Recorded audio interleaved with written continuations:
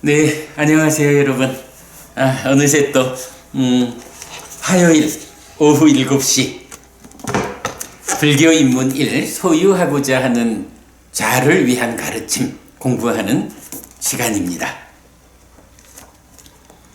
한 3달 넘어 공부를 하다 보니까 천천히 비교적 상세한 설명을 제가 함께 하고 있습니다만은 그래도 제법 진도가 좀 나왔습니다. 이 책이 인생학로를 제시한 이후에 4개의 부로 구성되는데 그 중에 이제 두 번째 부, 제2부 소유하고자 하는 자를 공부하고 있고요. 그 중에 제2장으로 중심 주제 소유하고자 하는 자 제2장이 본 주제가 됩니다. 이 소유하고자 하는 자에서 그동안 어떤 공부를 했냐 하면 첫 번째 단락으로 일단은 불교 신자가 불교 신자를 위한 공부이니 불교 신자 되기라는 주제로 어떻게 불교 신자가 되는가? 불교 신자에겐 어떤 삶의 기준이 요구되는가? 라는 부분을 첫 번째 단락에서 살펴봤고요. 그리고 두 번째 단락부터가 사실은 이 책이 가지고 있는 가장 중요한 특징이 뭐냐라고 하면 불교 신자들이 배워 알아서 실천해야 하는 다양한 공부 주제들이 있는데 그 주제들에 대해서 그냥 제가 알고 제가 생각하는 해피 스님의 소견을 제시하는 책으로 만들지 않았다. 불교 신자가 어떤 공부를 해야 합니까? 라는 이 질문에 주제의 배열을 통한 답을 제가 하고 있고 그러면서 이 책은 각각의 주제를 어떤 경이 설명하고 있느냐라고 그 주제를 설명하는 경을 니카야 사부니카야 전체에서 그 주제에 해당하는 경들을 뽑아가지고 용례를 제시하는 일. 그래서 이제 이렇게 많은 경들을 모아서 용례를 제시하다 보니까 거기에 대한 상세한 설명이 사실 함께 적어지기에는 부피적인 어려움이 있죠. 그래서 이 책에서는 그렇게 용례를 제시하는 일을 제가 하고 그러면 각각의 주제에 제시된 경들을 통해서 여러분 스스로가 이런 주제를 부처님은 이렇게 설명하고 있다라고 공부해서 알아야 되는 공부의 길잡이가 되는 책이다. 이렇게 이제 이 책의 특성을 제가 늘 말씀드리고 있죠. 그리고 이 시간 이 책을 읽고 보충하기 수업을 하는 것은 이렇게 제가 주제에 맞는 경을 용례로서 제시하고 있지만 그러나 공부가 혼자서 책을 보고 혼자서 제시된 경의 의미를 찾아내서 주제를 해석하기에는 좀 어려움이 있으니 그래도 앞서서 공부한 해피 스님이 제가 좀 읽어가면서 보충 설명을 해드리면 그야말로 삶의 이야기에서 부처님 가르침을 배워 알고 실천함으로써 삶을 향상하자라는 불교 신자 우리 법우님들이 공부에 많은 편리가 있겠다. 그런 목적 때문에 제가 이 시간을 운영하고 있죠. 그래서 제2부 제2장도 첫 번째 불교 신자 되기에서도 그 주제를 설명하는 경들을 모아서 제시를 했고 약간의 보충 설명을 제가 했지요. 그리고 나면 이제 두 번째 단락부터는 역시 소유하고자 하는 자가 누구냐?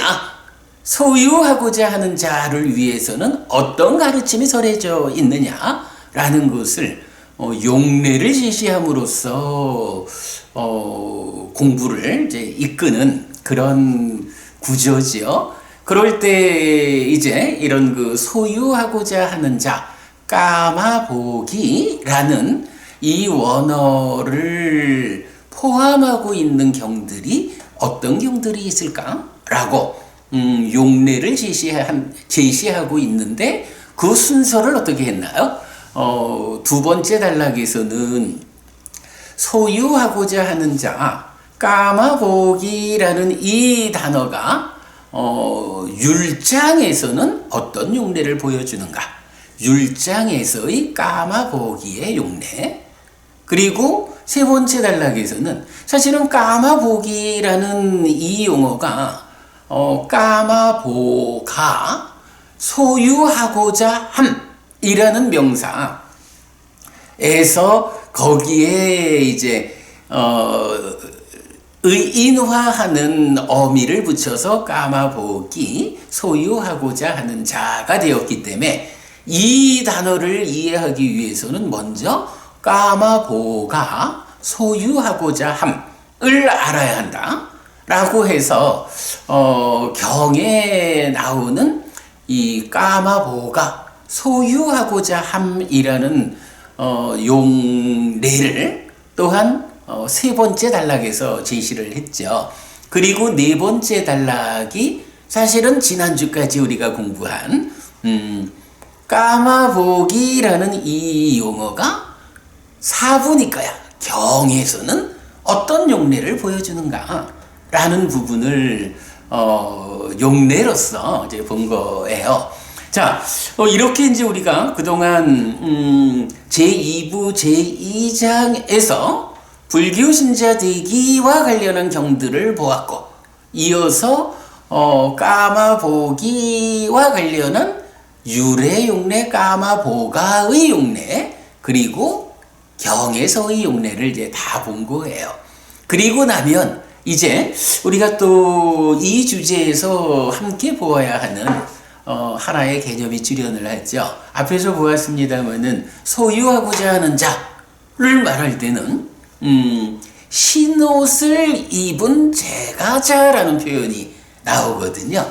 그러니까 뭐 물론 이제 까마보기 소유하고자 하는 자 이러면은 뭐 폭넓게 그 삶을 더 높은 것으로 새끼 무새끼 이런 존재의 영역으로 삶을 향상하지 못한 모든 사람들이 다 소유하고자 하는 자, 까마보기이죠.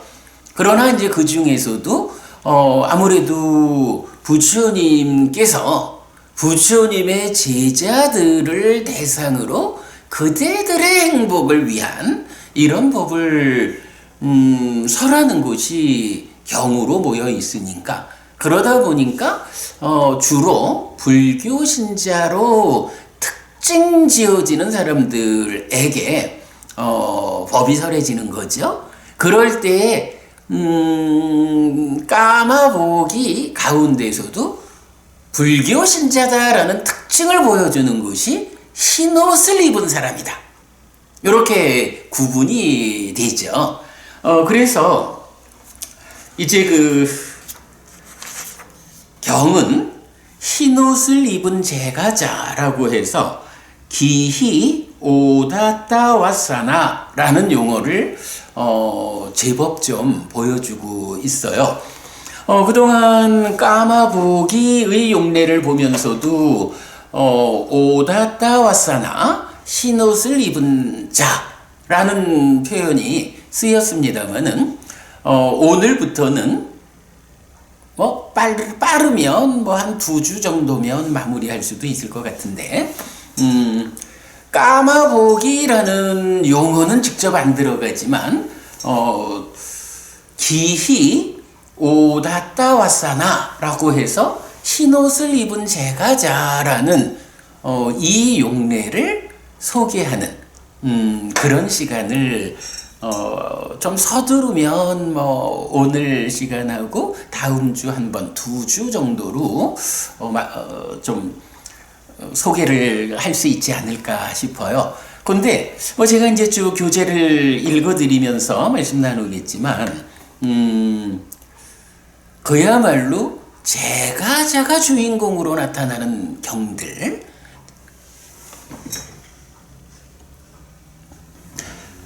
제가자를 주인공으로 어떤 주제가 설해지고 있는가라는 측면에서는 그대로 그 보통의 불교신자, 출가하지 않고 세간의 삶을 살아가면서 부처님에 의지해서 괴로움은 줄어들고 행복은 늘어나는 삶을 살리라.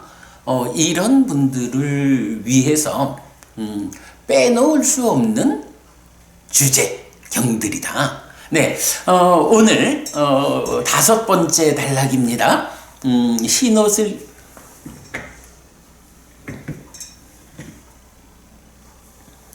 흰옷을 입은 제가자의 기타 용례 공부하도록 하겠습니다.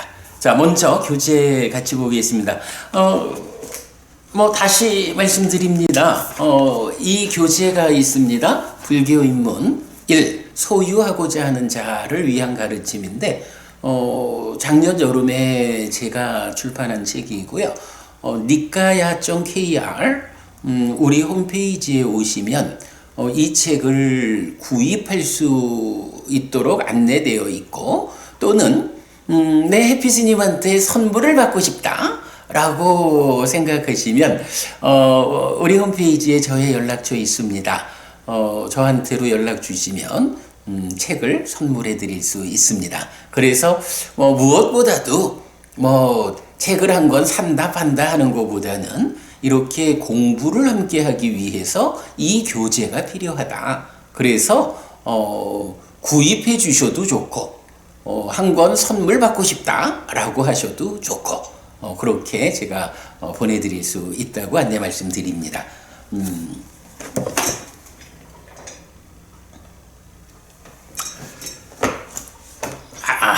코로나 안내 문자가 또 들어오기 시작하네요. 코로나 안내 문자가 들어오면 계속 페이스북 방송이 끊어져 가지고 좀 불편합니다. 자, 어쨌든 교재 131쪽 함께 보겠습니다. 흰옷을 입은 제가자가 꼭 불교 신자만을 의미하는 것은 아닙니다.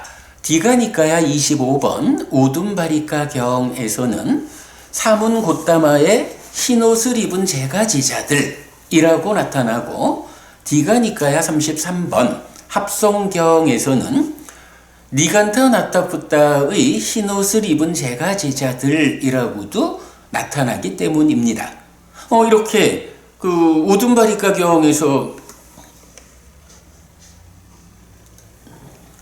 우둠바리카경에서는 사문고따마의 흰옷을 입은 제가제자들 이러니까 여기서 사문고따마가 이제 부처님이란 말이죠. 우리는 부처님이라 부르지만 불교 밖에 있는 사람들 입장에서는 그저 자기들대로 고따마라는 이름을 쓰는 사문 해서 사문고따마라고 이렇게 칭하죠. 그래서 사문고따마의 흰옷을 입은 제가제자들 이러면 불교신자를 말하고, 니간타 나타푸타의 흰옷을 입은 제가제자들 이러면 니간타라고 하는 종파가 있죠. 지금은 자이나교로 전승된 그 종교인데, 거기서도 역시 제가제자들은 흰옷을 입죠. 자, 그러나 경들은 대부분 불교 신자인 흰옷을 입은 제가자를 설명합니다. 여기에서는 흰옷을 입은 제가자 기히오다따와사나라는 표현을 담고 있는 경들을 간략한 서술로서 소개하였습니다.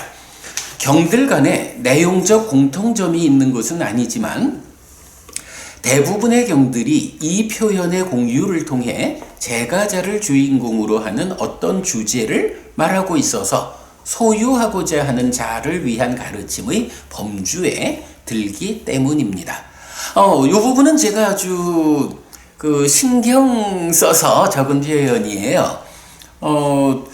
까마복이 소유하고자 하는 자에 대한 공부를 하면서 왜 흰옷을 입은 제가자의 경전 용례를 소개하는가에 대한 타당성을 제가 이렇게 말씀드리고 있는 거예요. 이 용례 경들 간에 내용적으로 공통점이 있는 것은 아니다. 그러나 여기서 소개하는 경들은 대부분 이 표현을 통해서, 즉 흰옷을 입은 제가자라는 표현을 통해서 제가자가 주인공이 되는 어떤 주제를 말하고 있다. 이 표현에 의해서라면 우리가 공부할 이유가 되죠. 늘 자주 말씀드리는 거지만 사람들은 부처님은 초기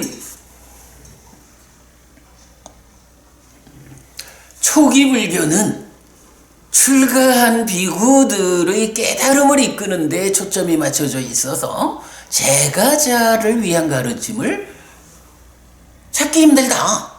이렇게 말하는 사람들이 많이 있어요. 그러나 사실은 그러지 않다. 우선 이 책에만 해도 제가자를 위한 가르침이 설해진 경이 444개가 소개되어 있다. 이렇게 말씀드리는데 바로 그런 측면에서 볼 때 제가자가 주인공이 되는 어떤 주제가 있다 라고 하면 당연히 이거는 출가자를 깨달음으로 이끌기 위한 가르침 말고 제가자들이 세간의 삶을 살아가는 가운데 어떻게 부처님의 의지에서 삶을 향상할까? 이런 주제를 설명하고 있구나. 공부해야 된다. 이런 타당성을 제가 이렇게 적어 넣은 겁니다. 네, 그런 측면에서 같이 보시면 좋겠고요. 자, 이렇게 해서 설해지는 경이 전체적으로 17개가 있는데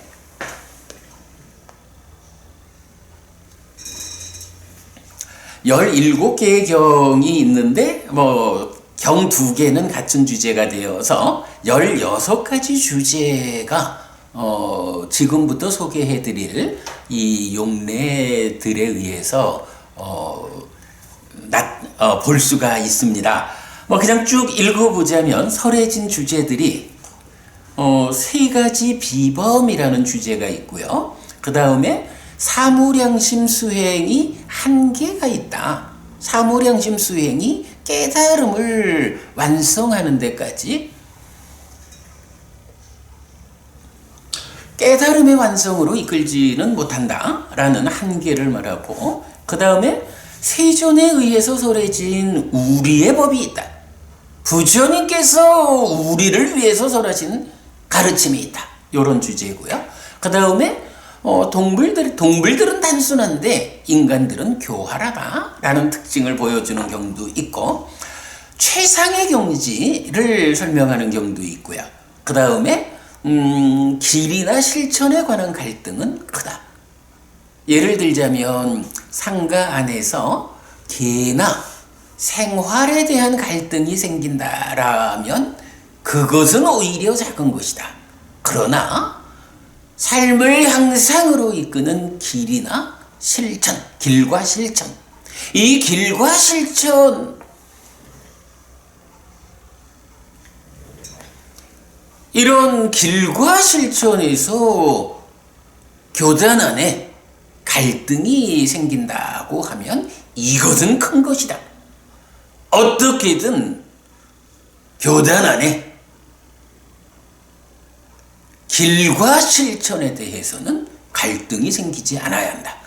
삶을 향상으로 이끄는 이 길과 실천에 관한 부처님께서 설하신 그대로가 갈등 없이 알려져야 한다, 안내되어야 한다. 네, 이런 부분 설명하고 있고요. 그 다음에 소유하고자 하는 자와 범행을 실천하는 자에 대한 가르침이 차별된다 라는 부분도 나타나고 있고요. 그런가 하면 제가자임에도 불구하고 인간의 법을 넘어선 성자에게 어울리는 차별적인 지화견을 가지고 편히 머무는 제가자가 소개되고 있고요. 집단 가운데 보면 저열한 집단이 있고 으뜸되는 집단이 있다라는 구분도 해주고요. 소유하고자 하는 제가자의 모범적인 경지, 가장 중요한 개념이 되겠죠. 소유하고자 하는 자, 흰옷을 입은 제가제자들이 어떻게 살아가는 것이 모범적인 불교 신자의 삶이냐. 그래서 부처님 가르침 덕분에 그의 삶이 향상할까? 이렇게 또 말하는 주제고요. 그런가 하면 드물게 나타나는 꿈 얘기가 여기서 나타나요. 부처님께서 깨닫기 이전에 이러한 큰 꿈을 꾸셨다라는 부처님의 깨달음 이전에 꾼 꿈이 소개되는데, 그 중에 보면 흰옷을 입은 제가자와 관련한 일화가 소개가 되죠. 그런가 하면 바라는 자로 죽지 말 것이라고 해서 우리가 이제 이건 망 이렇게 말을 하는데, 이건 탐진치, 망, 가래, 집착 없이 죽어야 한다라는 표현이고요. 삶은 태어남에 의해 결정되지 않고 행위에 의해서 결정되는 것이다.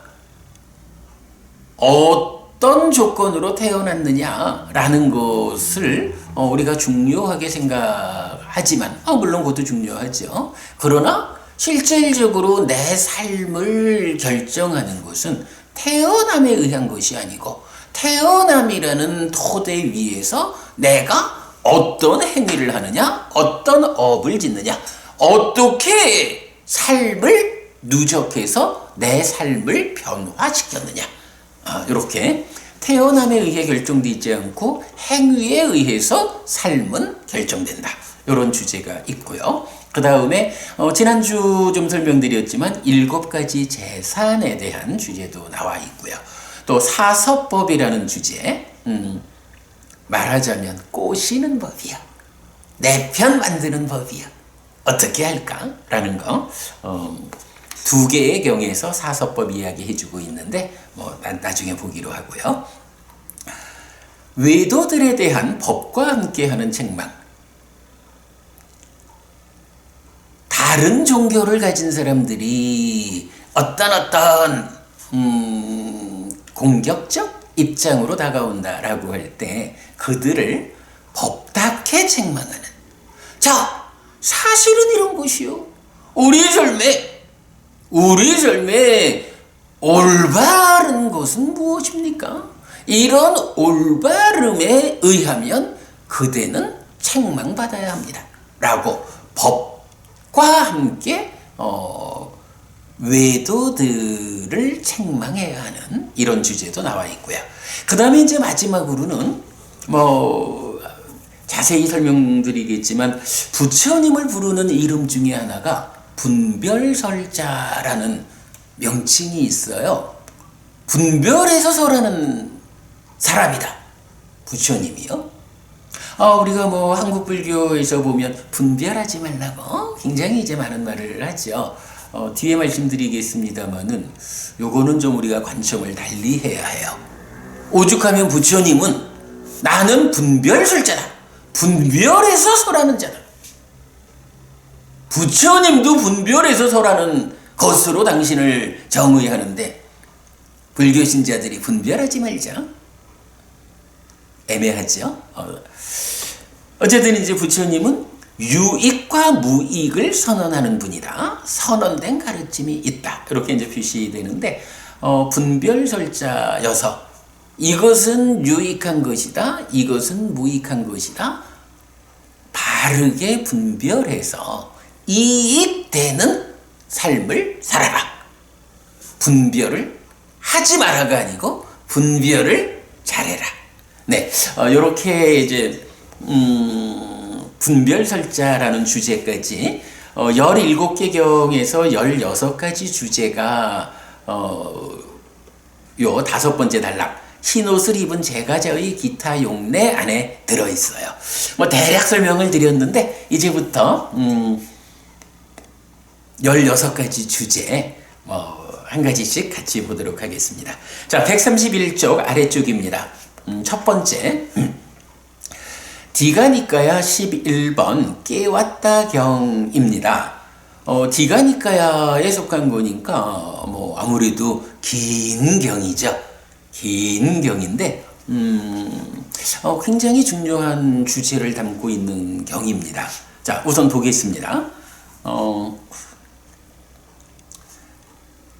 요 압축해 놓은 거 한 문장은, 나는 비구들에게, 오라 비구들이여, 흰옷을 입은 제가자들에게 인간의 법을 넘어선 신통의 비범을 놔두어라 라고 법을 설하지 않는다 라고 부처님이 신통의 법을 놔둬라, 신통력을 행사하라 라고 나는 제자들한테 가르치지 않는다 라는 주제를 말하고 있어요. 다른 가르침으로도 가능하고 신통을 놔두는 자만의 경험이어서 이런 신통력을 행하는 것이 많은 사람들을 위해서 도움되는 것이 아니다 라고 말하는 경이죠. 더 많은 사람이 세존에게 깊은 믿음을 가지게 되도록 인간의 법을 넘어선 신통의 비범을 놔둘 수 있는 비구를 지명해달라는 장자의 아들 깨왔다의 요청에 의해 부처님은 나는 비구들에게, 오라 비구들이여, 흰옷을 입은 제가자들에게 인간의 법을 넘어선 신통의 비법을 놔두어라 라고 법을 설하지 않는다 라며 거절합니다. 거듭 3번의 요청에 부처님은 3가지 비범을 설명합니다. 깨왔다여, 내가 스스로 실닦게 한 뒤에 실현하여 선언한 이런 3가지 비범이 있다. 어떤 3가지인가? 신통의 비범, 신탁의 비범, 교본의 비범이다 라고 해서 3가지 비범을 말하고, 이 주제는 불교적인 중생 구제 방법을 설명하는 상가라와 경과 겹치는데 다음 쪽에 표로 나타내었습니다 라고 해서 이렇게 표로 깨왔다 경과 상가라와 경을 한 장의 표로 나타내 봤어요. 특히 교본의 비범은 율장의 외란자 이야기에도 등장하는데 부처님들이 마음에 의한 마음의 분별을 통해 제자들을 가르친 내용입니다. 그래서 불교 역사에 등장하는 모든 부처님에게 이어지는 가르침이라고 이해할 수 있습니다. 이어지는 가르침. 자, 불교 역사에 등장하는 모든 부처님이랬는데 니카야 안에는 8명의 부처님이 나타나요. 최초의 부처님이 97겁전에 출연했던 윗바시 부처님이에요. 그래서 윗바시 부처님, 시키 부처님, 웨사부, 까꾸산다, 꼬마가나마, 까사파 부처님에 이어서 7번째로 곧다마 부처님, 우리 서가모니 부처님, 우리 부처님이 7번째로 출연을 해요. 그리고 우리 부처님의 법이 끊어진 이후에 8번째로 부처를 이루는 미래의 부처님이 우리가 이제 미륵불이라고 잘 알고 있죠. 멧대야 부처님까지 모두 8명의 부처님의 이름이 나타나는데 여기에서 이제 깨왔다경에서 말하는 3가지 비범 중에 3번째 거, 교본, 이어지는 가르침의 비범, 이렇게 말할 때 이어지는 가르침이 뭐냐? 부처님들의 역사에 첫 번째 윗바시 부처님으로부터 쭉 이어져 가지고 까사파 부처님을 거쳐서 우리 스승 곧다마 부처님까지, 그리고 이후에 멧대야 미륵 부처님한테까지로 쭉 이어져 가는 가르침이 있다. 달리 말하면 부처님께서 깨달아서 가르쳐 주시는 내용이 무엇입니까? 라고 할 때 그 중심에 이 가르침이 있다라고 말하는 거죠.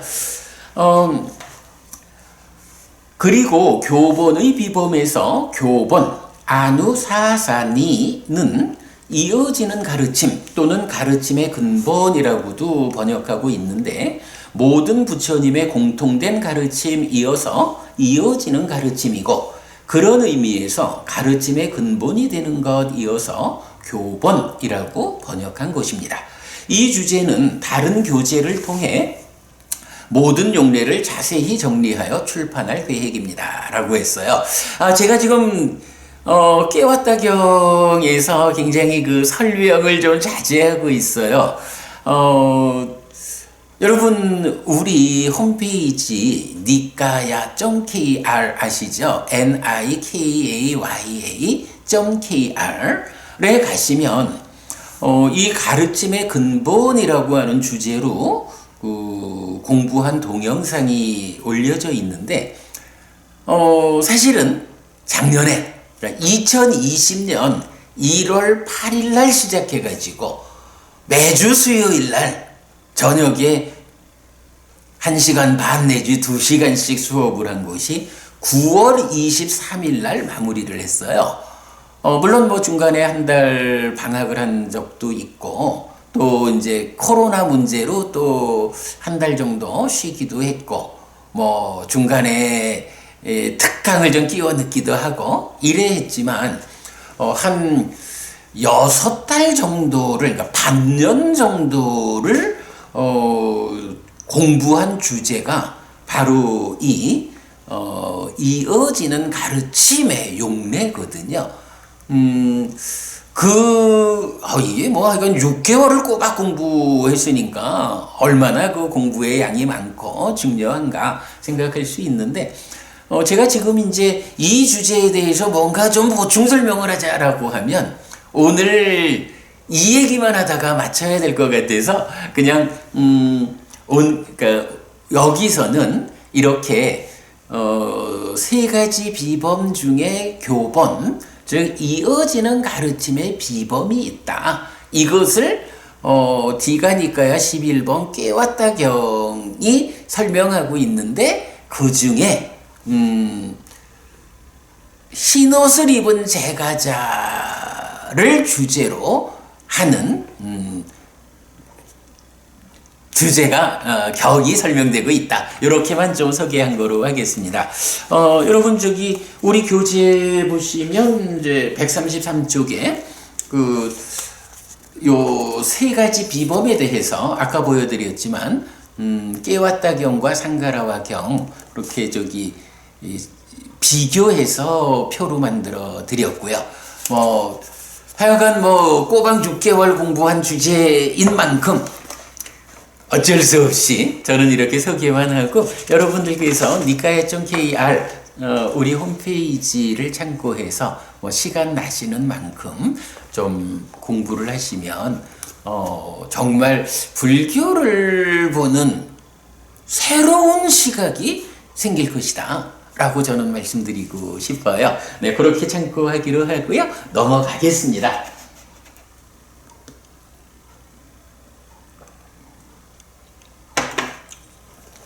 자, 134쪽입니다. 흰옷을 입은 제가지자의 두 번째 용례입니다. 디가니까야 25번 우둠바리카경인데요. 역시 디가니까야니까 긴 경이죠. 이 경은 고행자,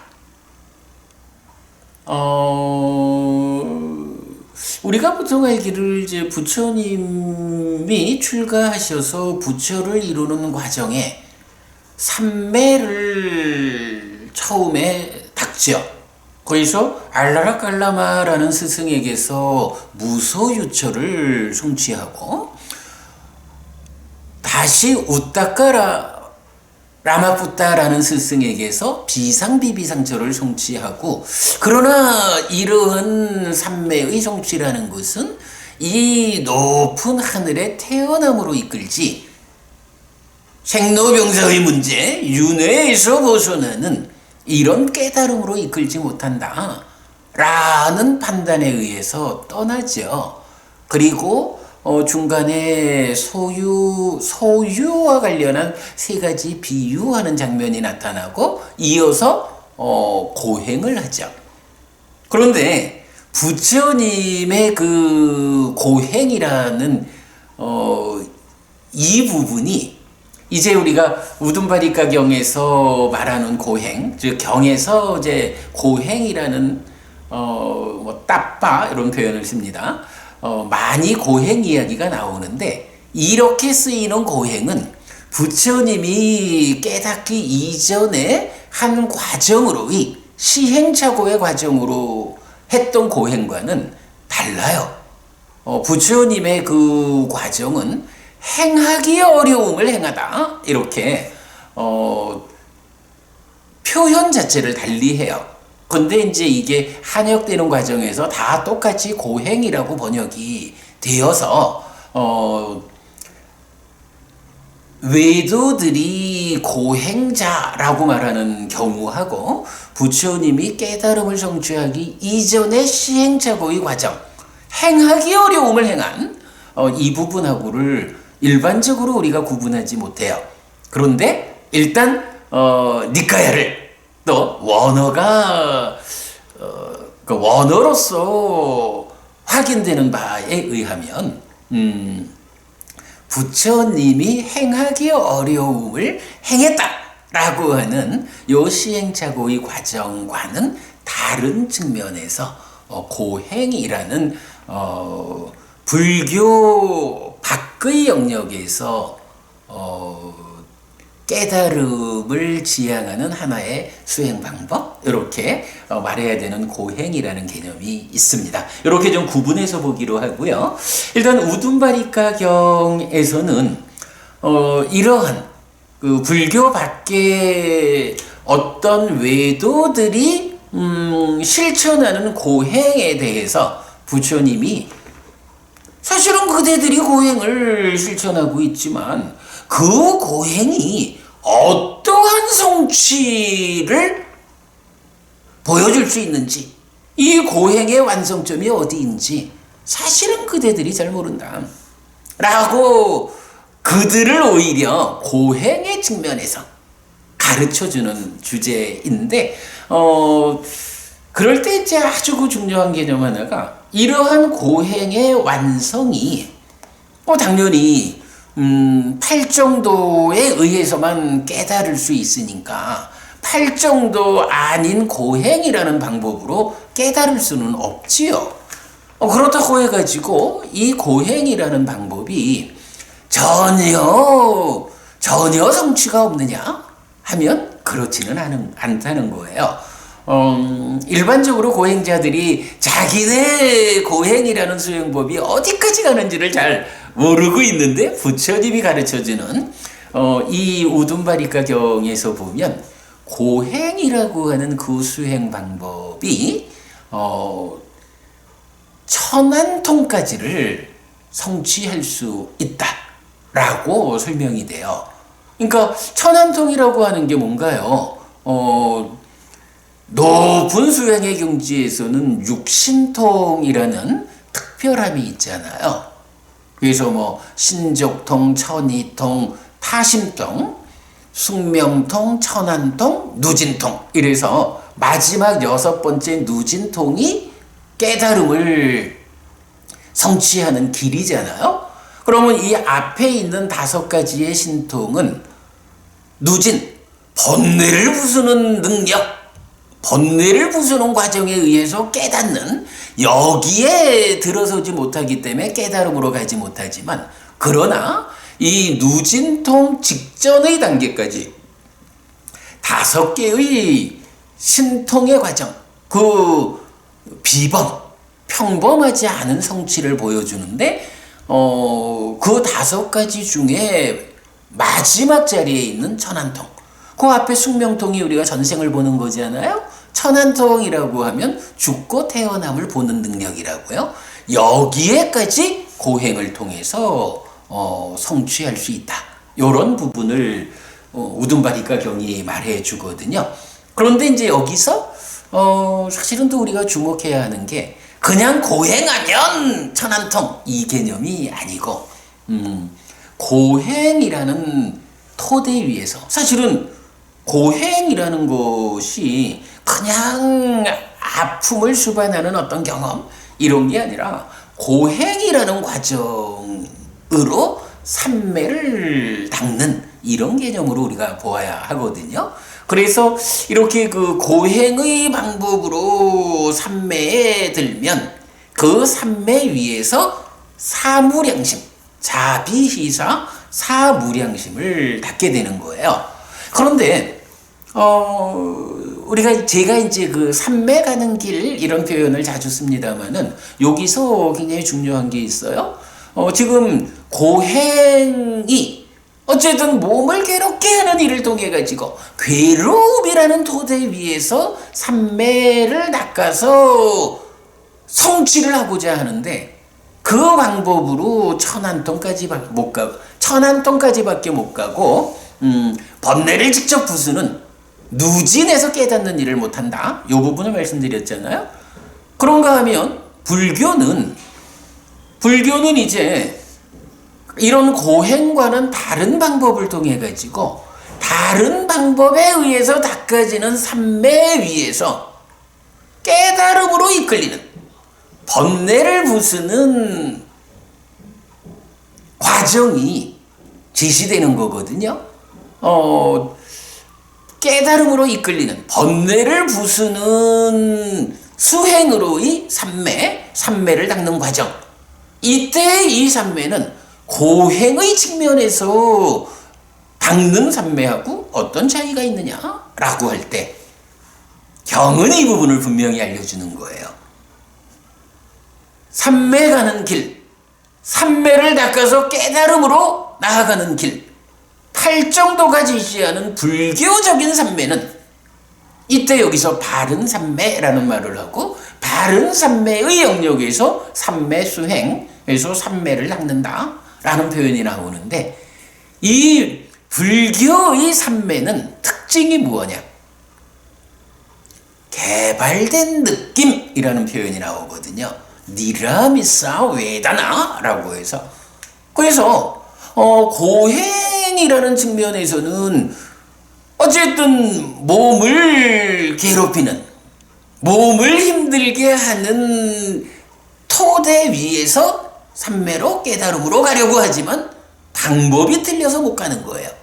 부처님이 몸을 괴롭히는 일의 끝까지를 가봤다는 거 아니에요?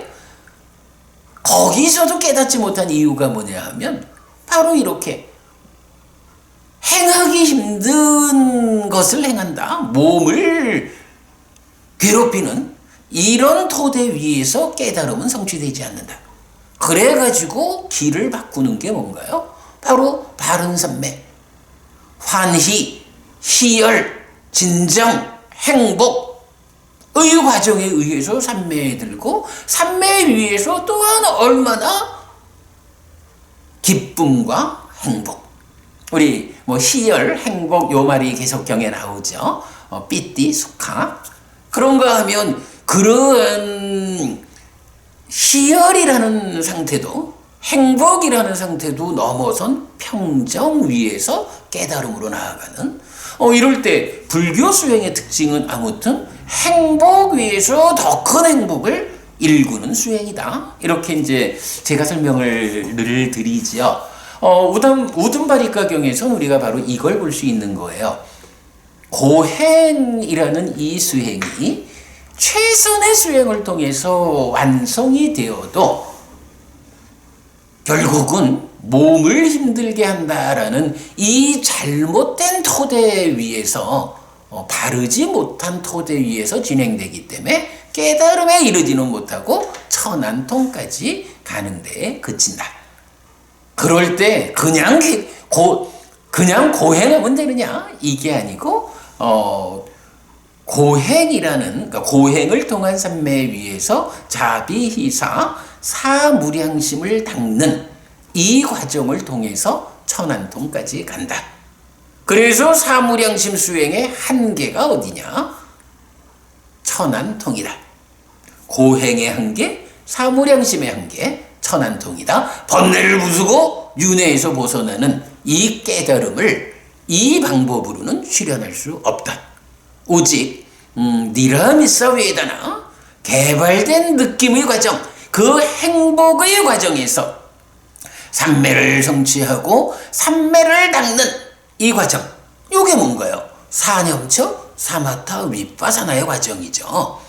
이런 사념처 사마타 위빠사나라는 팔정도라는 이 길과 실천에 의해서 번뇌를 직접 부수고 깨달음을 성취하는, 이게 불교에서만 가능하다. 이렇게 설명되어 있죠. 아무튼 우둔바리카 경에서는 이런 방법으로 고행과 불교가 어떤 차별을 보여주느냐 하는 것을 우리가 배울 수 있다. 굉장히 중요한 주제죠. 자, 이렇게 고행의 완성 천안통이라면 부처님의 법은 무엇냐라고 하면 불선법들의 버림을 위한 것이다. 그리고 한계 없는 깨달음이다. 한계가 없다라는 게 천안통 요렇게 한계가 지어지지 않고 완전히 누진 번뇌를 부수는 일을 통해서 깨달음을 성취하는 한계 없는 길이다. 그래서 사념처 사마타 위빠사나 수행이고 누진통으로 완성이 된다. 이런 고행과 부처님 법의 차이를 보았다. 자, 이렇게 좀 정리를 했고요. 이제 경을 요약해서 읽어드리도록 하겠습니다. 라자가하에 사는 산다나 장자가 우둔바리카의 유행승의 사원에 머물던 니그로다 유행승의 무리를 방문한 일화입니다. 여러 가지 유치한 이야기를 하면서 앉아있던 유행승의 무리에게 니그로다 유행승은 이렇게 말합니다. 존자들은 조용히 하시오. 존자들은 소리를 내지 마시오. 사문고타마의 제자인 산다나 존자가 옵니다. 내가 알기로 사문고타마의 흰옷을 입은 제가 제자들이 라자가하에 살고 있는데 이 산다카 장자는 그들 가운데 한 사람이요. 그 존자들은 조용하기를 원하고 조용하도록 훈련되었고 조용함을 칭찬하오. 만약 조용한 모임이 있다고 알면 가봐야 한다고 생각할 것이요. 외도들이 이렇게 모여 있다가 불교 신자, 요 표현이죠. 사문고타마의 흰옷을 입은 제가 제자 인두가 오면 저기 흰옷을 입은 불교 신자가 온다. 그 사람들은 우리처럼 막 막자지껄 하는 거를 안 좋아해서 우리가 떠들고 있으면 그냥 갈 거지만 우리가 잠시 침묵하고 있으면 조용한 모임이구나 라고 해서 우리한테 올 거요. 그러니까 우리가 잠시 조용하고 잠시 침묵해서 저 사람을 유도합시다. 이런 얘기인데 오늘부터 우리가 보는 이 용례 가운데 요 동일한 이야기가 사람만 바꿔가지고 몇 번 나타납니다. 산다나 장자를 만난 니그로다 유행승은 산다나 장자에게 부처님을 비하하는 발언을 하는데 신성한 귀의 요소로서 들은 부처님이 니그로다 유행승을 찾아와서 함께 대화하는 내용입니다.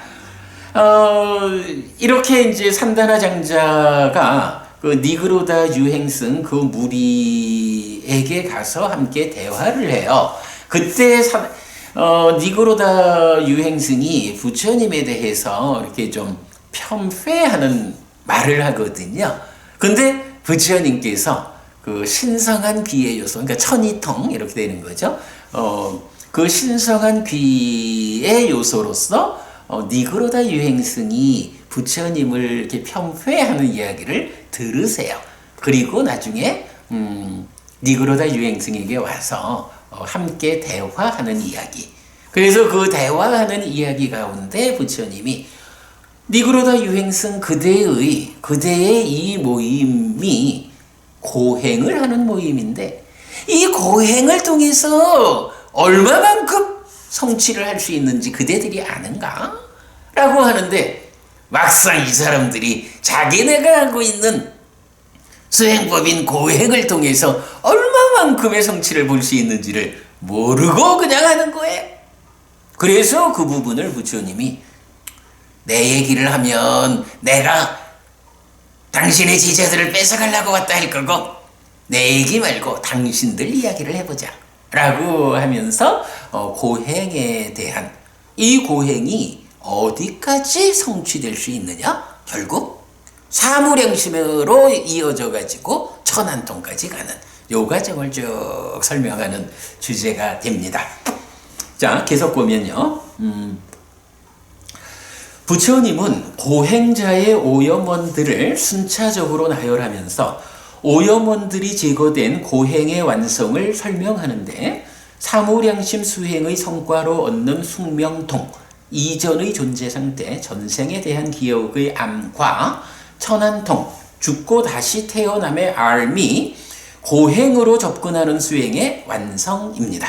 즉 번뇌를 부수고 누진, 해탈하여 윤회에서 벗어나는 것으로의 깨달음에는 이르지 못하는 것입니다. 라고 했어요. 자, 이제 경에서 이렇게 보면 이제 이런 표현, 이 고행을 통해 고행이라는 토대 위에서 사무량심을 닦아서 천안통까지 가는 이제 요럴 때에 사실은 이제 우리가 한 가지 좀 주목해야 되는 주제는 자비이사 사무량심이 수행하고는 어떤 대응 관계를 보이는가?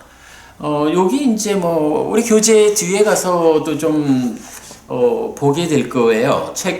이 교재 207페이지에 가면 그 10악업을 10선업으로 바꾸는 방법에서 사무량심에 대한 좀 그 기본적인 이해를 좀 요약해 놓았는데 한 가지 우리가 수행 측면에서 좀 보아야 하는 거는 자비희사 사무량심을 닦는다라고 하는 것은 이제 팔정도가 말하는 바른 삼매, 초선, 제2선, 제3선, 제4선, 그러니까 네 가지 선으로 정의되잖아요.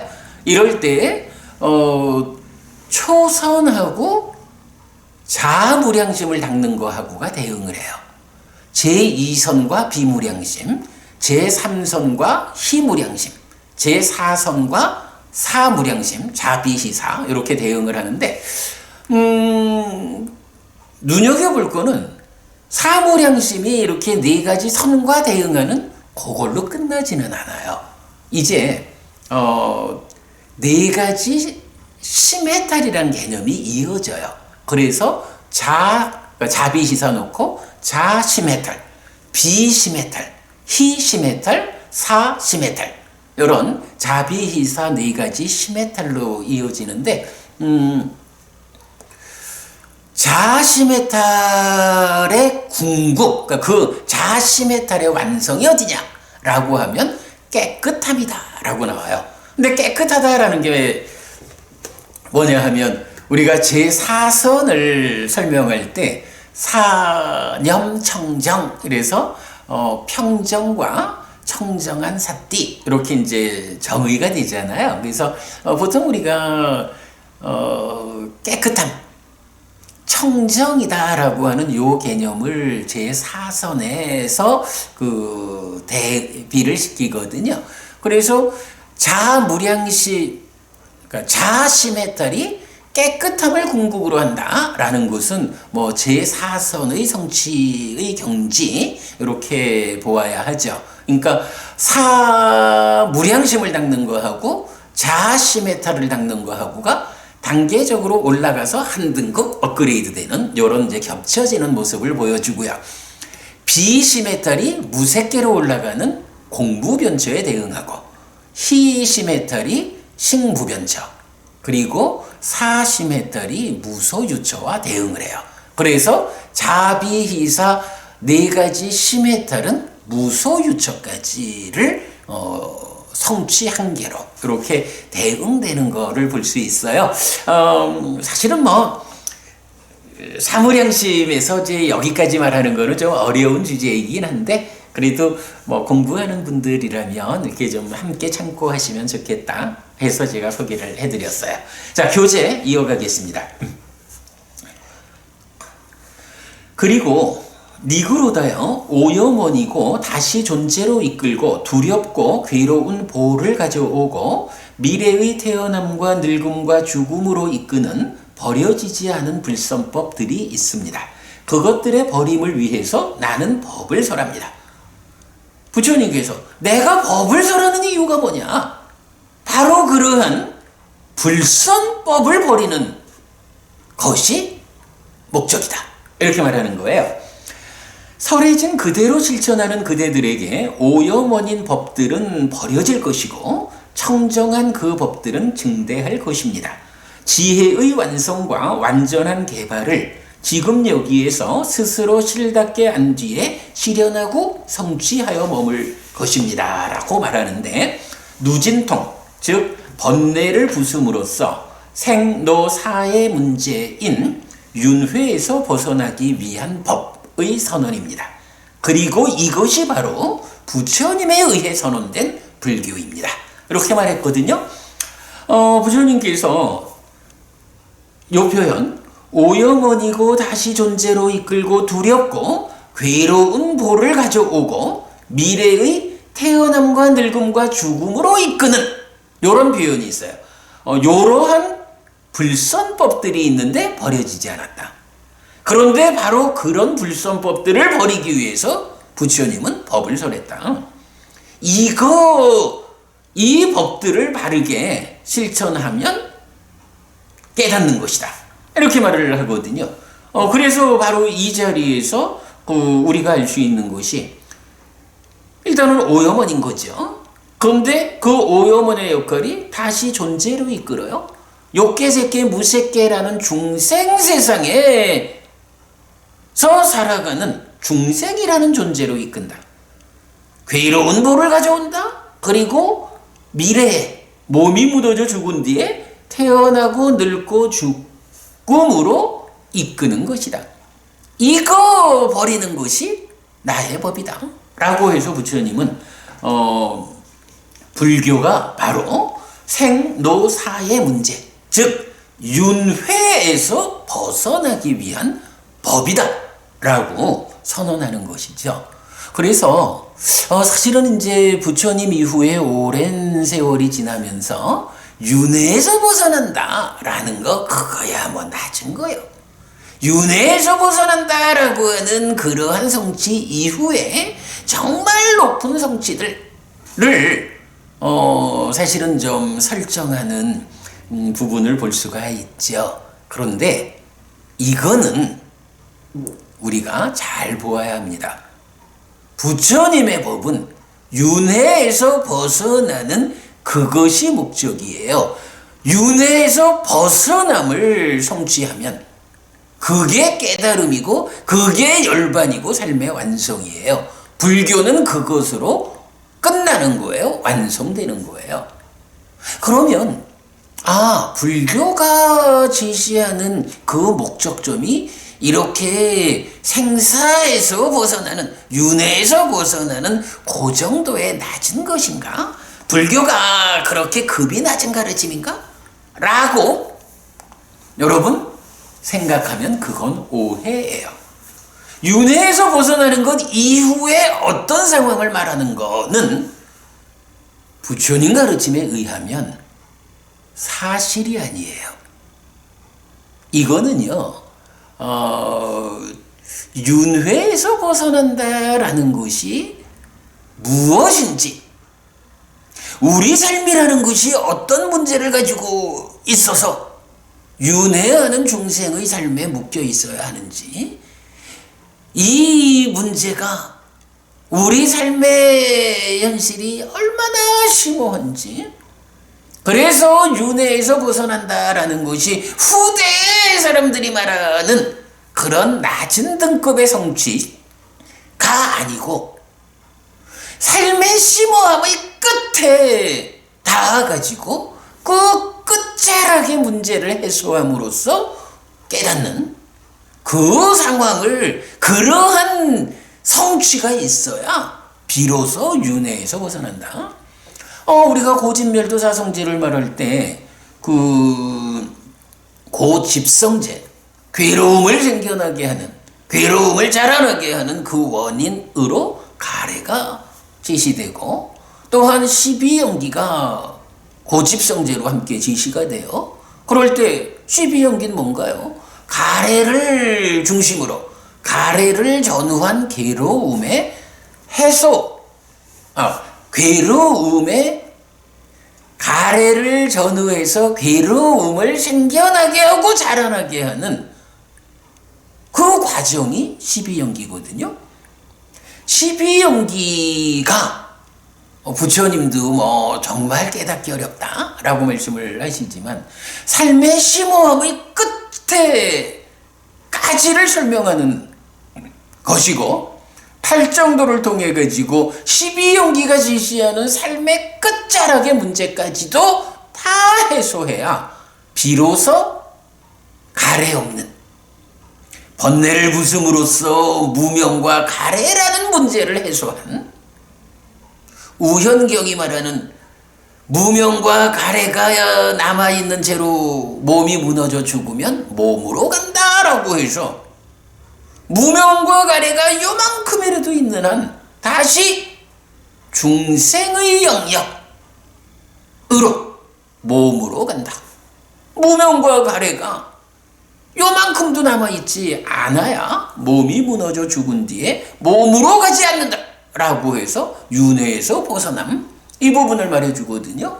윤회에서 벗어난다라는 것이 낮은 등급의 성취라고 보는 것은 사람들이 오랜 세월 부처님으로부터 멀어지다 보니까 부처님이 알려주는 이 삶의 심오함의 끝까지를 보아내지 못하고 그러다 보니까 심오함의 끝에서 완전하게 문제가 해소되지 않는 한 윤회에서 벗어날 수 없다. 오직 그 끝에 문제가 해소되어야 비로소 윤회에서 벗어날 수 있고 이것이 깨달음이고 완성이고 고멸이고 열반이다. 이 이상은 없다. 라는 부처님의 선언에 대한 반대적인 입장을 후대의 제자들이 만들어낸 거거든요. 우리가 이런 부분 뒤돌려야 합니다. 윤회에서 벗어난다라고 하는 이 성취는 완성이에요. 그 이상은 없어요. 요 하여간 잘 보셔야 해요. 그래서 하여간 부처님도 지금 우둔바리카 경에서 버려지지 않은 불선법을 버리기 위해서 나는 법을 설한다. 이것이 불교다 라고 하는데 그 불선법이 뭐냐 하니 미래의, 즉 몸이 무너져 죽은 뒤에 태어남과 늙음과 죽음으로 이끄는 것이다. 윤회로 이끄는 것이다. 이거 버리는 것이 나의 가르침이다 라고 말씀하시는 거예요. 그래서 제가 그 부분을 이것이 바로 부처님에 의해 선언된 불교입니다 라고 정리를 했습니다. 꼭 주목하시기 바라고요. 자, 계속 읽겠습니다. 참고로 오염원이고 다시 존재로 이끌고 두렵고 괴로운 보호를 가져오고 미래의 태어남과 늙음과 죽음으로 이끄는 버려지지 않은 불선법들은, 지금 말씀드리는 이런 불선법들은 마츠마 니카야 39번 아사푸라 긴경에도 나타나는데 불선법의 내용은 몇 개의 경을 통해 확인됩니다. 그러니까 오염원이고 내지 늙음과 죽음으로 이끄는 버려지지 않은 불선법, 요 동일한 표현은 아사푸라 긴경에도 나오는 거예요. 그런데 이제 또 다른 경들에서는 요 불선법이 구체적으로 무엇냐 라고 불선법의 내용을 설명하는 경들이 있는 거예요. 그래서 첫 번째로 번뇌가 바로 그 불선법이다. 당연하죠. 번뇌를 부수는 게 뭐예요? 누진이잖아요.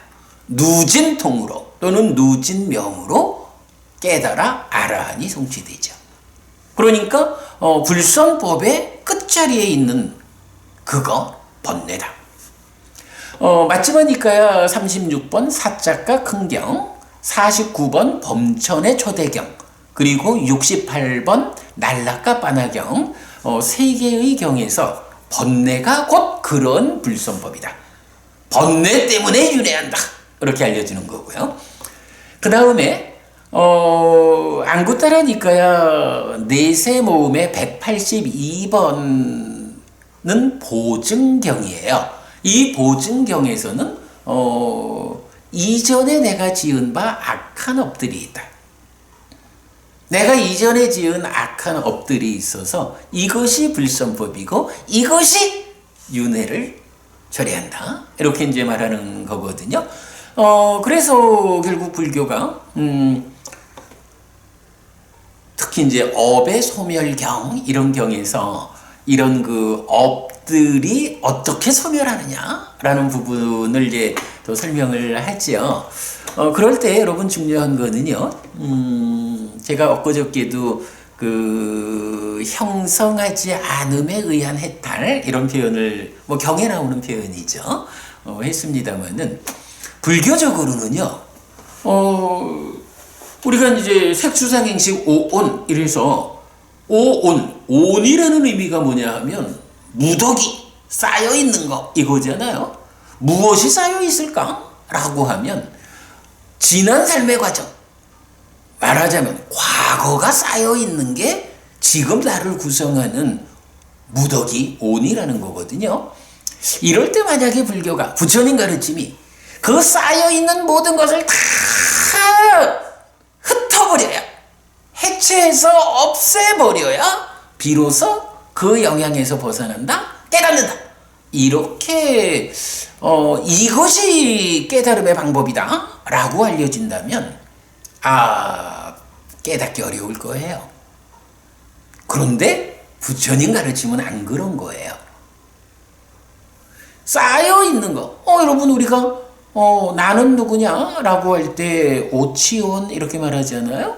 색수상행식 오온에 대한 집착 상태가 나다 라고 정의가 되는데 이때 결코 오온이 나다 이렇게 말하지 않거든요. 조심해야 돼요. 나는 누구냐 이럴 때 색수상행식 오온이 납니다 이렇게 말하면 틀려요.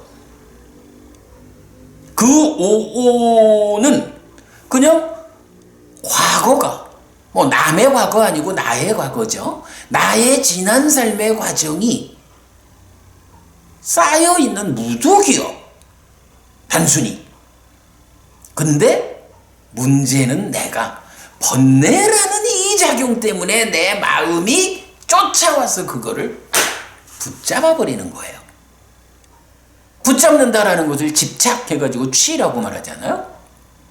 그래서 오취연, 지난 삶에 쌓여있는 그 무덕이는 무덕이로 두면 될 텐데 그걸 붙잡는 순간 이게 나요! 라고 해서 내가 되어버리는 거예요. 이렇게 내가 되어버리는 이 상황에서 그러면 이제 나의 문제를 해소하자, 나라는 존재 상태에서 벗어나 해탈하자 라고 말하면 여기서 방향성이 명확해지는 거예요. 오온 자체 쌓여있는 것이 문제가 아니라 그것에 집착하는 게 문제다 라고 하면 깨닫자라고 하는 거는 문제되지 않는 거에 뭔 신경 써요? 문제에 신경 써야지. 오온 자체에 쌓여있는 자체에 어떤 일을 하는 게 아니고 그거를 붙잡는 요거. 붙잡기 때문에 내가 되어서 괴로움을 겪는다. 붙잡지 않도록 하자 라는 집착을 해소하는 것이 깨달음의 길이거든요. 그래서 업의 소멸이라는 말도 뭐 이제 업이라는 것이 뭐 우리가 알지만 번뇌의 영향을 받은 유의적인 행위가 상을 잠재하게 하고 식을 머물게 하는 이런 메커니즘으로 이제 오온이 쌓여가지고 집착해서 내가 되잖아요.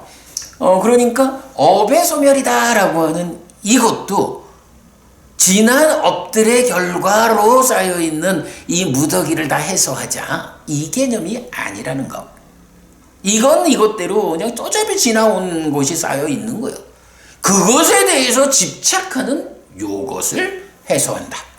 이 집착을 해소하는 이것이 불교적인 깨달음의 방법이다. 이 집착을 해소하는 방법이 무엇이냐? 집착은 가래를 조건으로 하는 것이다. 그래서 가래를 부수는 것. 가래를 부수자라는 것은 어떤 의미냐? 가래를 생겨나게 하는 그 딱가라고 하는 내면에, 그래서 이게 삶의 심오함의 끝 이래 말하는 거죠. 가래를 생겨나게 하는, 물론 술을 조건으로 가래가 있다라고 하지만 이거는 이런 연결 과정이고, 느낌을 조건으로 가래가 생겨나는 그 중간의 과정에 딱가라고 해서 가래의 형성 또는 자기화 과정이 발견이 되었죠. 니까야 공부를 통해서. 그럴 때 그 딱가라고 하는 내면에 그 심오한 영역의 끝에 있는 게 뭐예요? 바로 번뇌가 작용해가지고 무명과 탐진, 그래서 탐진치가 만들어지는 거죠. 그래서 번뇌를 부숨으로써 무명이 버려지고 명이 생겨나는 요런 과정을 누진 이렇게 말하고, 또는 여모 이탐 소멸이라고 말할 때 소멸이라는 게 그 자리를 설명하거든요. 이래 가지고 번뇌를 부수는 일, 그래서 무명과 가래를 없애버리는 일, 이것이 궁극적으로 어떤 일을 하는 것이냐? 오온을 붙잡아서 오치온인 나를 만들어서 중생 세상에 괴로움의 영역에 소속시키는 바로 그 집착을 해소하는 일인 거죠. 그래서 불교적인 깨달음은 바로 이렇게 오온을 해소하자, 이런 게 해체시키자 하는 쪽이 아니고, 오온을 붙잡는 집착을 해소하자. 그걸 위해서 무엇을 하느냐? 그러니까 가래를 없애야 한다. 가래를 없애려니 가래가 생겨나는 그 시발 자리에 있는 무명을 해소해야 한다. 무명을 해소하려니 어떻게 해야 되느냐? 번뇌를 부숴야 한다. 그래서 이런 과정이 사념처, 사마타, 위파, 그러니까 사념처로 시작해서 사마타, 위파사나로 완성되는 8정도 불교 수행 삼매를 닦는 과정이다. 이제 이런 부분을 우리가 말할 수 있죠. 그래서 보증경이 말하는 불선법은 이전에 내가 지은 악한 업들이다라는 요 부분에 대해서 이 불선법을 버리는 게 불교다라고 말할 때 바로 악한 업이라는 것이 어떻게 지금 자리하고 있느냐, 그 업을 소멸하는, 특히 이제 업의 소멸경 같은 데서도 그 중요하게 이 부분을 설명하고 있거든요. 그래서 이제 그렇게 그 집착을 해소하는 일, 결국은 앞에서 나온 불선법인 번뇌를 부수는 일로서 윤회에서 벗어나는 이것을 동일하게 말해주고 있다라고 보면 되겠고요. 그런가 하면 다시 안구타라 니까야 네세 모음의 10번째 경이 속박경이에요. 그래서 여기서는 네 가지 속박이 불선법이다 라고 하는데, 소유의 속박, 존재의 속박, 견해의 속박, 무명의 속박, 이렇게 나오죠. 사실은 이제 니카야에는 번뇌를 말할 때는 소유의 번뇌, 존재의 번뇌, 무명의 번뇌 세 개가 있어요. 까마사와 바와사와 아위짜사와, 그러니까 용루, 유루, 무명루 요래 하는데, 좀 후대로 가면서 거기에 견해라는 번뇌가 하나 더 들어와요. 그래서 경에는 없는 번뇌라는 분류가 이제 하나 또 더 생겨나는데, 바로 이제 이런 경우 같아요. 경에서는 번뇌로 네 가지를 말하지는 않는다. 다만 네 가지 속박에서 소유의 속박, 존재의 속박, 견해의 속박, 무명의 속박을 말하고, 이것이 불선법이다. 근데 내용이 그렇죠. 뭐 속박이라는 게 약간 나를 제약하는 건데, 소유라는 거, 욕계를 말하는 거죠. 존재라는 거, 색계, 무색계를 말하고, 거기에 견해와 무명, 그런 거구나 우리가 알 수 있겠죠. 자, 요렇게 우둔바리가경에서 그 고행의 완성과 그에 대응하는 부처님 법에 대해서 설명을 했어요. 굉장히 중요한 주제를 좀 많이 담고 있는데, 여기서 제가 사실은 주제를 좀 확장해가지고 우둔바리가경하고 사자가 큰경, 범천의 조대경, 날라가 빠나경, 보증경, 속박경, 이름 나온 경만 해도 이렇게 6개를 설명해 드렸고, 사무량심과 수행의 관계 쪽까지도 좀 설명을 해서 상당히 중요한 주제를 좀 설명드렸어요. 뭐 어찌 보면 그 제가자를 위한 소유하고자 하는 자의 영역을 넘어선다라고 말할 수도 있겠지만, 그래도 뭐 이런 경들을 볼 때 이렇게 조금씩 우리가 함께 알고 가면 불교 공부를 하는, 불교를 통해서 삶을 형성하는 커다란 방향성을 형성하는 데 도움이 되실 거다 생각이 됩니다. 자, 시간이 많이 안 남았습니다만은 세 번째 경 읽어드리도록 하겠습니다. 자, 세 번째 경은 디가니카야 33번 합송경입니다. 이게 뭐 워낙에 긴 경이 앞에 3개가 나와가지고 뭐 오늘 그 디가니카야에 속한 3개의 경을 소개해드리는 거로 마무리가 될 것 같네요. 자, 합성경 보겠습니다. 니간타 나타푸타의 흰옷을 입은 제가 제자들이란 표현을 담고 있는 합성경은 사리푸타 존자가 불교 교리를 한 가지 주제어로 구성된 법들로부터 10가지 주제어로 구성된 법들로 분류하여 설한 교리 요약서와 같은 경입니다. 사리푸타 존자가 왜 이런 작업을 하였는지 알아보는 것은 중요합니다.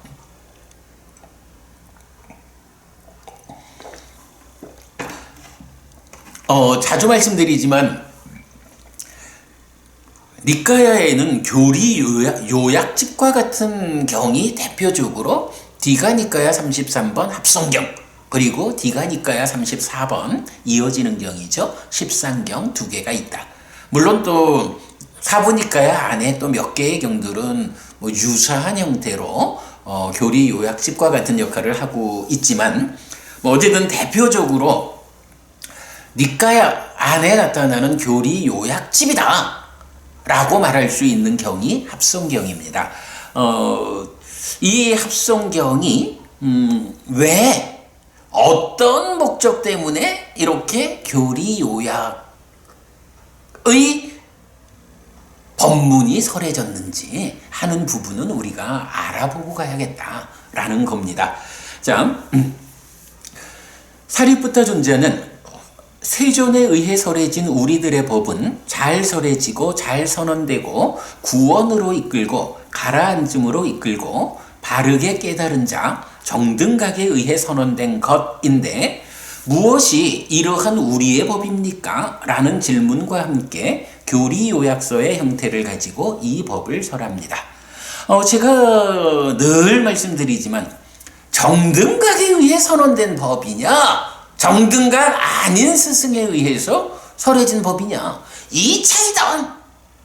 우리가 자부심을 가지고 어디에서든 우리를 드러내고 자랑할 수 있는 근거는 뭐냐? 제가 지난주에도 마찌마니까야를 관통하는 공부에서 마찌마니까야 11번 사자후 작은 경을 공부했잖아요. 거기에서도 부처님은 오직 깨달음은 여기에만 있다 라고 사자후를 더해라, 거침없이 말해라, 이렇게 말씀하시잖아요. 그 근거가 뭐냐라고 하면 우리 스승 부처님은 정등각이요, 완전한 깨달음을 성취한 분이요. 그래서 그분이 설하는 가르침은 완전한 가르침이요. 이제 정등각 아닌 다른 스승들, 정등각은 부처님 한 분밖에 없죠. 그러니 다른 스승들은 누가 어떤 법을 설했다, 어떤 종교, 어떤 가르침을 이끈다 해도 따지고 들어가 보면 정등각 아닌 스승에 의해서 설해진 완전하지 못한 가르침이다. 삶의 심오함의 끝을 보완해가지고 그 끝의 문제를 해소해서 완전하게 깨달아서 윤회에서 벗어나는 열반을 실현하는 이런 가르침은 오직 불교에밖에 없다. 정등각인 스승, 삼마삼부뚝, 요거 여러분 놓치면 안 됩니다. 어디 가서도 우리가 정말 공부 안 해서 우리가 그런 말을 할 줄 모르지, 공부를 정말 여러분 이 책에 있는 내용 정도만 공부를 해도 세상 누구를 만나도 부처님 제자로서의 당당함, 어떤 주제가 나와도요 삶의 심오함의 끝자락을 보아가지고 그 마지막 문제까지 해결하고 깨달음을 성취한 이 부처님의 가르침을 당할 자가 없는데요. 문제는 공부 안 하는 데 있지. 부처님 탓이 아니라 부처님 가르침을 공부하지 않는 불교 신자들 탓에 한국 불교가 요즘 어려움을 겪고 있다. 해결 방법은 하나다. 공부하는 거다. 부처님을 알아야 한다. 강조해드립니다. 자, 그래서 이렇게 정등각에 의해서 설해진 부처님 가르침이 있는데, 그러면 사실은 이제 우리가 구체적으로 알아야 되죠. 우리 스승 정등각이요, 정등각이 설한 법이 우리 가르침이요, 요것만 갖고는 안 되잖아요. 구체적으로 그 내용이 무엇이야? 부처님이 어떻게 삶을 설명하고 있느냐, 이 구체적 내용을 알아야 되잖아요. 그래서 사리푸타尊자가 합성경에서 어떤 것이 정등각이 설한 우리의 법인가, 이 부분을 요약해서 알려주는 교리 요약집과 같은 합성경, 그렇게 되는 거죠. 자, 합성경의 시작 부분입니다. 그러자 세존은 빠와에 사는 말라들이 돌아간 뒤 오래지 않아서 침묵하고 침묵하는 비구 승가를 바라본 뒤에 사리푸타 존자에게 말했다. 사리푸타여, 비구 상가는 혜태 혼침이 없다. 사리푸타여, 비구 상가에게 비구들을 위한 법문을 들려주어라. 나는 등이 아프다. 그래서 누워야겠다. 알겠습니다, 대덕이시여 라고 사리푸타 존자는 세존에게 대답했다. 그러자 세존은 발에 발을 포개고 사띠 삼빠자나 하면서 일어남의 상을 자의한 후 오른쪽으로 사자처럼 누웠다. 부처님께서 자, 내가 좀 누워야겠어. 그러니 사리푸타, 그대가 비구상가를 위해서 법문을 설하라 하고 그대가 법을 설하시오 하고 부탁을 하고 부처님은 이제 잠시 누우시는 거예요. 그때는 니간타나타푸타가 빠와에서 죽은 뒤의 무렵이었다. 아까 말씀드렸지만 지금 자이나교의 부처님 당시 시절의 교주가 니간타나타푸타거든요. 근데 니간타나타푸타가 부처님보다 먼저 죽어요. 니간타나타푸타가 빠와에서 죽은 뒤의 무렵이었다. 그가 죽자 분열된 니간타들은 둘로 갈라져서 다툼을 일으키고 갈등을 일으키고 논쟁에 빠지고 서로 간에 입에 칼로 찌르며 머물렀다. 그대는 이 법과 유를 알지 못한다. 나는 이 법과 유를 안다. 그대가 이 법과 유에 대해 알고자 하는 것이 무엇인가? 그대는 잘못 실천하는 자이고 나는 바르게 실천하는 자이다. 나는 일관되지만 그대는 일관되지 않다. 그대는 앞에 말해야 하는 것을 뒤에 말하고 뒤에 말해야 하는 것을 앞에 말한다. 그대가 성취한 것은 파기되었다. 그대가 준비한 말은 비난되었다. 말을 취소하라. 아니면 할 수 있다면 설명해보라 라고. 그러니까 니간타나타푸타라는 스승이 죽으니까 그 제자인 니간타들 간에 서로 다투는 거예요. 내가 옳다, 네가 옳다. 그래서 서로 간에 입에 칼로 찌르면서 머물렀다 라고 말하는 거예요. 근데 뭐 하여간 그 방법이 너는 모르고 나는 알아, 뭐 이제 이런 식으로 방금 읽어드린 이렇게 서로를 입의 칼로 찌르는 니건터들 간의 다툼이 있었다. 요거죠. 생각건대 니간타 나타푸타의 제자들에게는 오직 처벌만이 있는 듯 하였다. 니간타 나타푸타의 흰옷을 입은 제가 제자들도 니간타 나타푸타의 제자들에게 실증내는 모습이었고 불쾌해하는 모습이었고 배척하는 모습이었다. 그것은 법과 율이 잘못 설해지고 잘못 선언되고 구원으로 이끌지 않고 가라앉음으로 이끌지 않고 바르게 깨달은 자 정등각에 의해 선언되지 않고 탑이 부서지고 의지처가 아니기 때문이었다. 요 차이죠? 부처님 법은 정등각, 완전히 깨달은 자의 법인데 니간타 나타푸타의 법은 그 법 자체가 정등각 아닌 자에 의해서 설해진 법이다. 그러기 때문에 그 제자들이 그의 사후에 이렇게 입에 칼로 찌르며 서로 간에 머물렀다. 이렇게 되는 거죠. 부처님 제자들은 부처님이 돌아가셔도 그러하지 않다. 이런 질문을 할 수 있죠.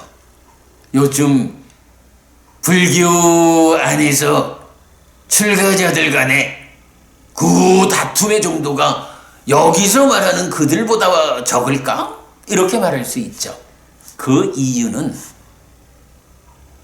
부처님 돌아가시고 오랜 세월이 지나면서 불교가 부처님 설하신 그대로의 모습을 갖지 못하게 되었기 때문에 이런 현상이 있다.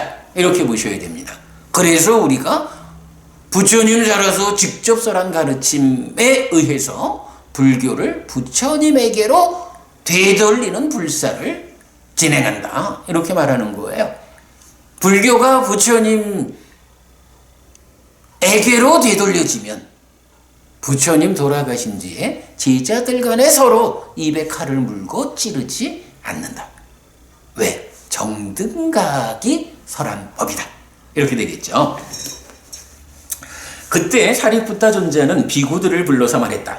자, 부처님께서 사리푸타 존자한테 나는 좀 쉬어야겠어. 그대가 법을 설하시오 라고 하셨어요. 그랬더니 이제 사리푸타 존자가 법을 설하려고 하는데 법을 설하기에 앞서서 그 법을 설하는 그때가 어떠한 상태였는가. 니간타 나타푸타가 죽고 그의 제자들이 이렇게 서로 찌르며 머무는 그런 상태, 시점이었다라는 거죠. 이제 그 시점과 관련해서 이제 사리푸타 존자가 법을 설하는 거예요. 그때 사리푸타 존자는 비구들을 불러서 말했다. 도반들이여, 니간타 나타푸타가 빠와에서 막 임종하였습니다. 그가 죽자 분열된 니간타들은 둘로 갈라져서 다툼을 일으키고 갈등을 일으키고 논쟁에 빠지고 서로 간에 입에 칼로 찌르며 머물고 있습니다. 부서지고 귀의처가 아니기 때문입니다. 도반들이여, 잘못 설해지고 잘못 선언되고 구원으로 이끌지 않고 가라앉음으로 이끌지 않고 정등각에 의해 선언되지 않은 법과 율에서 그것은 그렇습니다. 도반들이여, 그러나 세존에 의해 설해진 우리들의 법은 잘 설해지고 잘 선언되고 구원으로 이끌고 가라앉음으로 이끌고 정등각에 의해 선언된 것입니다. 거기서 우리 모두 합성해야 하며 분쟁해서는 안 됩니다. 그래야 이 범행이 오래 유지되고 오래 머물 것입니다. 이것이 많은 사람의 이익을 위하고 많은 사람의 행복을 위하고 세상을 연민하고 신과 인간의 번영과 이익과 행복을 위하는 것입니다. 이렇게 우리가 합성해야 하고 분쟁해서는 안 된다. 그 이유가 무엇이냐? 우리가 그렇게 합성하고 분쟁하지 않아야 이 범행이 오래 유지되고 오래 머문다. 이것이 모두를 위한 일이다. 이렇게 합성경이 설해져야 하는 그 이유를 제시하고 있어요. 그러면서 앞에 말씀드렸지만 그렇다면 그 내용이 무엇인지 알아야죠. 도반들이요. 그러면 무엇이 잘 설해지고 잘 선언되고 구원으로 이끌고 가라앉음으로 이끌고 정등각에 의해 선언된 세존에 의해 설해진 우리들의 법입니까? 어디서 우리 모두 합성해야 하며 분쟁해서는 안 됩니까? 그래야 이 범행이 오래 유지되고 오래 머물 것이고 이것이 많은 사람의 이익을 위하고 많은 사람의 행복을 위하고 세상을 연민하고 신과 인간의 번영과 이익과 행복을 위하는 것입니까? 라고 서론을 그러니까 서두의 말을 마쳐요. 그리고 이어서 그러면 한 가지 주제어로 구성되는 법이 있다라고 설명하고 이어서 두 가지 주제어로 구성된 법들 해서 10가지 주제어로 구성된 법들까지를 요약해서 제시하는 경이 디가니까야 33번 합성경이에요. 그래서 우리가 그야말로 교리 요약집과 같은 합성경 이렇게 말하고 유사하게 설해지는 경이 34번 십상경 이렇게 말씀을 드리는 겁니다. 자, 이렇게 해가지고 오늘 흰옷을 입은 제가자의 기타 용례 가운데 디가니까야에 속한 11번 깨웠다 경, 25번 우둔바리까 경, 33번 합성경 세 가지 경을 소개를 해드렸습니다. 이렇기 때문에 제가 그 말씀을 드린 거예요. 제가 흰옷을 입은 제가자라고 하는 이 말이 까마복이 소유하고자 하는 자라는 말을 직접 담고 있지는 않지만 이 공통점 때문에 소개해야겠다. 특히 제가자를 주인공으로 하는 어떤 주제들이 설해지고 있다. 이렇게 이제 말씀드렸거든요. 네, 이건 17개 경이 16개의 주제를 설명하고 있는데, 오늘 디가니까야 하니까 워낙에 긴 경들을 좀 요약해서 세 가지 아주 중요한 주제 소개해 드렸습니다. 오늘 여기까지 말씀드렸고요. 여러분 우리 홈페이지가 니까야.kr도 있지만 숫다.kr도 있는 거 아시죠? sutta.kr입니다. 숫다.kr에 들어가시면 제가 요 숫다.kr이 니까야 번역 불사터거든요. 제가 계속 그 공부하면서 번역을 함께 하고 번역된 경들을 숫다.kr에 틀이 있으니까 이제 거기에 자리 잡아서 올리고 있거든요. 요 디가니까야에 속한 경들 경우에 따라서는 다 번역한 경들도 있고 또 중간중간 일부만 번역돼 있기도 하고 그런데 아직 번역 안 된 경들도 있고요. 계속 번역해 나가고 있으니까 여러분 숫다.kr 참고하셔서 경을 직접 만나는 일에 좀 더 가까워지시면 좋겠다 말씀드립니다. 네, 오늘 아주 중요하고 재밌는 공부 제 생각으로 그런 기분입니다. 여러분 도움되셨기 바라고요. 오늘 수업 이렇게 마치도록 하겠습니다. 다음 주 다시 뵙겠습니다. 아직도 날이 많이 추운데 건강 조심하시고요. 편안히 계시기 바라겠습니다. 감사합니다.